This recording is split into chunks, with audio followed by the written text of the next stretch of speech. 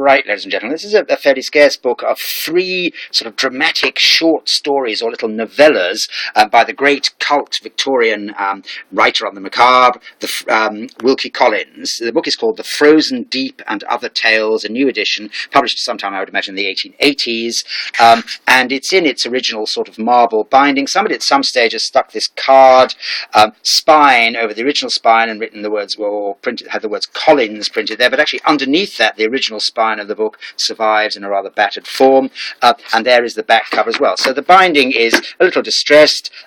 It's missing, I think, possibly a front end paper there. Somebody stuck a newspaper picture of Collins in there, but the text is intact and fascinating stuff. The first story is called The Frozen